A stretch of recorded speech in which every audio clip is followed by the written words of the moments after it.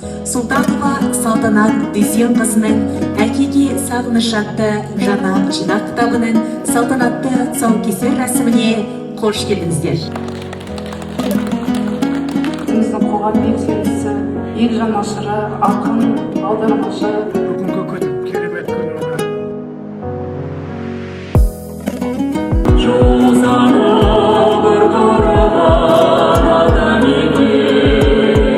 Бүгінгі салтанат қызымыз Султанова тамаша әкеге сағыныш деген кітабын шығарып тұсаукесерінде болдық.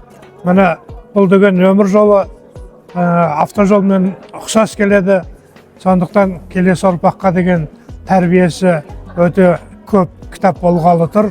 Өйткені ішіндегі жазылған әндердің барлығы патриоттық түрдегі біздің мектеп оқушыларына арналған тамаша ән екен. Сондықтан егемендігіміздің іргесі босағасы осы кішкентай ұландарымыздан, бүлдіршіндерімізден құралады.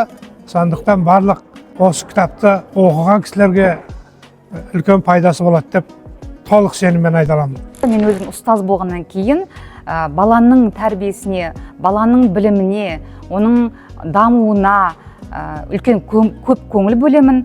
Сондықтан да бұл кітап өте әмбебап кітап болды. Тек қана жас оқырмандар емес, ата-аналар да, сынып жетекшілері де, мұғалімдер де өздерінің күнделікті жұмысына қосымша құрал ретінде, әдістемелік құрал ретінде пайдалануға болады.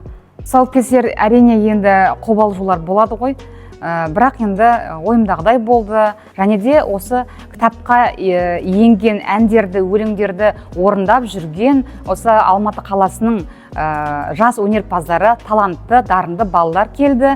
Сондықтан да баршаңызға осы уақыттарын бөліп, бүгінгі күнге келіп отырған осы кісілерге, атсалысқан осы кештің кісілеріне, және де осы музейдің барлық қызметкерлеріне ұйымдастырып, ойдағыдай жоғары дәрежеде ұйымдастырған баршаңызға да рахметімді, алғысымды айтамын.